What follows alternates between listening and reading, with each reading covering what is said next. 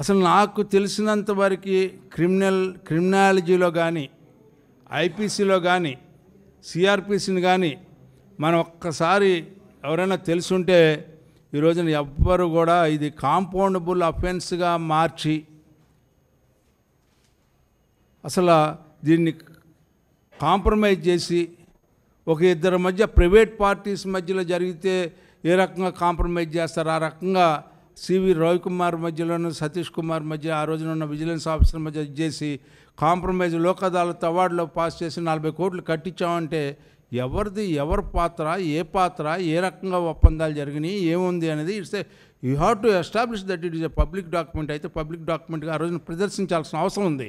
ఎందుకంటే it's not the money of anybody individuals. ఎవరి యొక్క వ్యక్తిగతమైనటువంటి పరకామణి నుంచి దోపిడీ చేయబడినటువంటి డబ్బు అంటే ఒక పబ్లిక్ ఇన్స్టిట్యూషన్ అంటే టీటీడీ అనేది ఒక పబ్లిక్ ఇన్స్టిట్యూషన్. ఆ ఇన్స్టిట్యూషన్ నుంచి మనీ పోతే దాన్ని కాంపౌండబుల్ అఫెన్స్గా ఏ రకంగా చేస్తారు,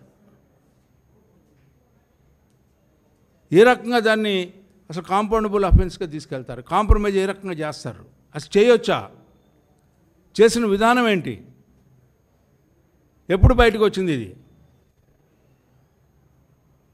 ఏ రకంగా బయటకు వచ్చింది, నా మీద అనుమానంతో నన్ను ఏదో ఇరికించాలని చెప్పి ప్రయత్నించారు, నా మీద ఒత్తిడి తీసుకొచ్చారని ఎందుకు భుజాలు తడుకొని గుమ్మడికాయలు దొంగ ఎవరా అంటే భుజాలు తడుకున్నట్టుగా ఉంది తప్పితే ఇక్కడ వాస్తవాలు బయటకు తీసుకురాబడతా ఉన్నాయి. ఒక పక్కన మీరు దుర్మార్గంగా ఒక ఆధ్యాత్మిక సంస్థని కలియుగ దేవుడు నివసిస్తున్నాడనే భావన ఎంటైర్ హిందువులకు ఉన్నటువంటి ఈ ప్రాంతాన్ని మీరు కల్తీ ద్వారా అప్రతిష్ట తీసుకురావడానికి ప్రయత్నించినటువంటి ఇంకా మాసిపోకుండానే ఆ ముద్ర చెరగల ఇంతవరకు. అలాంటి మలినంతో కూడినటువంటి విధానం అవలంబించిన మీరు అది పోకముందలో ఇంకోటి వచ్చింది, దాని మీద విచారణ జరుగుతూ ఉంది. గతంలో కూడా మీరు ఎవరైతే ఏ వివేకానంద రెడ్డి గారి హత్య జరిగిందో ఆ హత్యలో ముద్దాయిలు, ఏ పరిటాల రవి హత్య కేసులో ముద్దాయిలు ఏ రకంగా మరణించారు, ఎట్లా మరణించారు, ప్రతి మరణం కూడా సందేహాత్మకం. జైల్లో ఉన్నవాడు ఎట్లా చచ్చిపోతాడు, జైల్లో అసలు డంబెల్స్ ఎందుకు ఉన్నాయి ఆ రోజున అంటే ఎంత దుర్మార్గం అంటే మీరు చేసే పనికి మీరు కప్పిపుచ్చుకోవటానికి మీరు ఏ రకమైన కార్యక్రమానికైనా వెనకాడరు. మీకు ఈ యొక్క సమాజం మీద శాంతి భద్రతల మీద లేకపోతే చట్టం మీద న్యాయం మీద నమ్మకం లేనటువంటి వ్యక్తులు మీరు.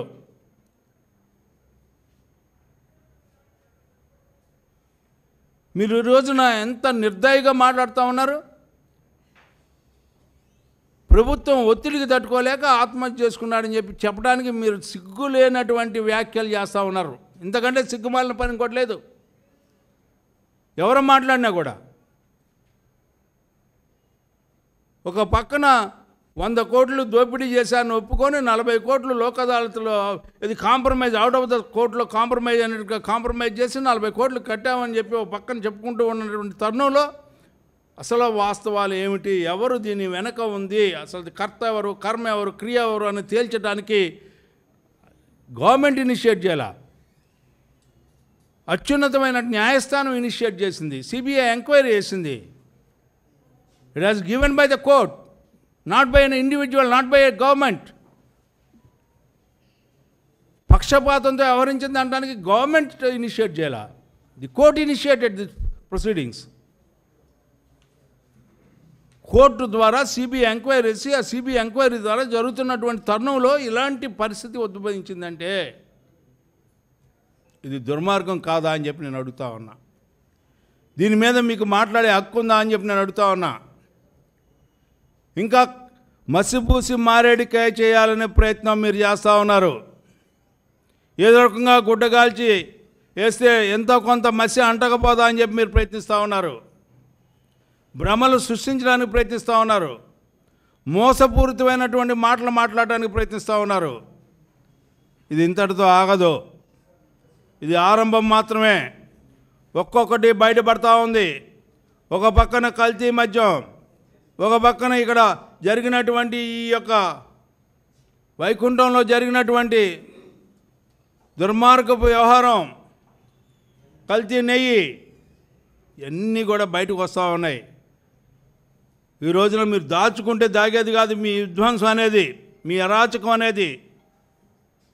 ఏదో కొత్తగా మీరు అమాయక మాటలు మాట్లాడుతూ ఉన్నారు. నిన్న నేను ఎక్కడో పేపర్లో చూసా, హిందూపురంలో పార్టీ ఆఫీస్ని పాల్గొట్టడం దారుణాతి దారుణం అని చెప్పి మాట్లాడాడు స్వయంగా వారి నాయకుడు జగన్మోహన్ రెడ్డి గారు. నాకు ఏం మాట్లాడాలో అర్థం కాల. నేను 40 ఏళ్ళ నుంచి నేను రాజకీయాల్లో ఉన్నా, నాకైతే అర్థం కాలే ఆయన ఎందుకు మాట్లాడాడు, ఏం మాట్లాడానని. నీవు నేర్పిన విద్యే నిర్దాక్ష్య అన్నట్టుగా నువ్వు ఏమి నేర్పావు? నువ్వు ప్రజలకి నువ్వేమి నేర్పావు? ప్రధాన కార్యాలయం మీద నిర్లజ్జగా దాడి చేస్తూ ఉంటే, పోలీసు డీజీపీ ఆఫీస్ పక్కన ఉంటే రక్షించలేనటువంటి పాలన నువ్వయ్యా చేసింది. నీ దుర్మార్గ పాలన తరతరాలు చెప్పుకున్నా కూడా చెరిగిపోయినటువంటి దుర్మార్గ పాలన నువ్వు చేసావు. వాళ్ళు మీరు మాట్లాడే హక్కు, విమర్శించే హక్కు, లేకపోతే మీరు ఈ రకంగా జరిగిందని చెప్పడానికి ప్రయత్నించే పరిస్థితి మాత్రం ఈ రాష్ట్రంలో రాకూడదని చెప్పి ఈ 2 విషయాలు కూడా తమరికి నేను విజ్ఞప్తి చేస్తా ఉన్నా. ఇవాళ పెట్టుబడులు ఎందుకు వస్తూ ఉన్నాయంటే శాంతి భద్రతలు. వాళ్ళ పెట్టుబడులు ఎందుకు వస్తున్నాయంటే ఈ రాష్ట్రంలో ఖచ్చితంగా అభివృద్ధి చెందే రాష్ట్రంగా, అభివృద్ధి చెందే పాలన జరుగుతూ ఉందని చెప్పి నమ్మి వస్తూ ఉన్నారు. ఈ రాష్ట్రంలో ప్రతి పైసాకి జవాబుదారితనంగా ఉండగలిగింది ట్రాన్స్పరెంట్ గవర్నమెంట్ ఈ కూటమి నాయకత్వం అని చెప్పి వస్తూ ఉన్నారు. కాబట్టి గత ప్రభుత్వానికి ఈ ప్రభుత్వానికి తేడా మీరే చెప్పాలి. మేము చెప్తే ఏదో పార్టీ పరంగా అంటారు, కానీ మీరు వాస్తవంగా పత్రికా మిత్రులంటే మీ అంతా తెలివిగల వాళ్ళు ఎవరు ఉండరు. మీకంతా తెలుసు ఎవరు చేస్తున్నారు. ఈ రాష్ట్రం ఈరోజు ఈ విధంగా ఉందంటే కారణం ఎవరని కూడా మీ అందరికీ తెలుసు. కాబట్టి మీరందరూ కూడా ఎన్డీఏ గవర్నమెంట్కి కోఆపరేట్ చేయమని చెప్పి కూడా రిక్వెస్ట్ చేస్తున్నాం. ఈరోజు ఖచ్చితంగా రాబోయే రోజుల్లో చంద్రబాబు నాయుడు గారు, మా పవన్ కళ్యాణ్ గారు, మా మోడీ గారు, మా యువ నాయకుడు లోకేష్ బాబు గారి నాయకత్వంలో ఇంకా వేల పరిశ్రమలు ఆంధ్ర రాష్ట్రానికి వచ్చి ఆంధ్ర రాష్ట్ర ప్రతిష్టని పెంచే విధంగా, ప్రపంచంలో ఆంధ్ర రాష్ట్రం అంటే గుర్తింపు తగ్గ రాష్ట్రంగా ఉండే విధంగా ప్రయత్నాలు ముమ్మరం చేస్తున్నారు. చేసే దిశగా కూడా మీరందరూ చూస్తున్నారు. రాబోయే రోజుల్లో కూడా బ్రహ్మాండంగా ఆంధ్రప్రదేశ్ అభివృద్ధి చెందుతుందని చెప్పి ఆకాంక్షిస్తూ, అలాగే ముఖ్యంగా ఇప్పుడే చెప్పారు పరకామణి దాంట్లో హత్య మీకు తెలుసు. పట్టాల రవి గారిని చంపేసినప్పుడు సాక్షులందరినీ వరుసగా చంపేస్తూ వచ్చారు. ఈరోజు ఈ కేసులో కూడా వరుసగా చంపేస్తున్నారు, మీరు చూస్తున్నారు. కానీ ప్రజలకు కూడా అర్థం కావాలా, ఏదో ప్రెస్ మీట్లు పెట్టడం కాదు, అబద్ధాలని నిజం చేసే విధంగా ప్రెస్ మీట్లు పెట్టి కావాలని ఎవరినో ఇరికించేయాలని, ఏదో గత గవర్నమెంట్కి చెడ్డ పేరు తేవాలని చేస్తున్నారంటే తప్పుడు ప్రకటనలు ఇస్తున్నారు. మంచి పద్ధతి కాదు. ఎందువల్లంటే హత్యా రాజకీయాలతో మీరు ఎల్లకాలం మనుగడ సాధించలేరు. ఎందుకంటే జనాభా చూశారు, మీ పరిపాలన చూశారు. మళ్ళీ మీకు అవకాశం ఇచ్చేటువంటి పరిస్థితి లేదు. మీరు వస్తుందని భ్రమపడతారేమో, భ్రమలు తొలగించుకోమని చెప్పి వైఎస్ఆర్సీపీ నాయకుల్ని తెలియజేస్తున్నా. నిజంగా మీ గవర్నమెంట్లో 5 సంవత్సరాల్లో మా గవర్నమెంట్ 15 నెలల కాలంలో పోటీ పెట్టుకున్నాం రండి. ఈ రాష్ట్రానికి మీరు చేసామా, మేం చేసామా? ఈ రాష్ట్రంలో సంక్షేమం అందించింది మీరా, మేమా? అది కూడా తేల్చుకుందామని చెప్పి కూడా వాళ్ళకి సవాల్ విసురుతున్నాం. తింటే రెండో మాట లేదు. ఎక్కడికి వెళ్ళినా ఈరోజు పడిపోయినటువంటి గోతులు పడినటువంటి రోడ్ని పూడ్చినటువంటి ఘనత తెలుగుదేశం పార్టీ దక్కిందని చెప్పి ధైర్యంగా మేమైతే ఎక్కడ ఏ మీటింగ్ వెళ్ళా చెప్తున్నాం. గతంలో దిక్కుమొక్కు లేదు. కాబట్టి ఇదే కాదు, ప్రతి దగ్గర కూడా అన్నీ ఏ అభివృద్ధి సంక్షేమం అన్నా సరే తెలుగుదేశం పార్టీకి సాధ్యం అని నిరూపించారు మా చంద్రబాబు నాయుడు గారు, పవన్ కళ్యాణ్ గారు, లోకేష్ బాబు గారిని చెప్పుకుంటూ మరొకసారి మా మీడియా మిత్రులందరూ కూడా పేరు పేరున ధన్యవాదాలు తెలియజేస్తున్నాం. ఫస్ట్ టైం ఇక్కడ మాట్లాడడం, మళ్ళీ ఖచ్చితంగా ఇక్కడ చాలా సమావేశాలు పెట్టాల్సిన అవసరం కూడా దగ్గరలో ఉందని చెప్పి అందరూ కూడా తెలియజేస్తూ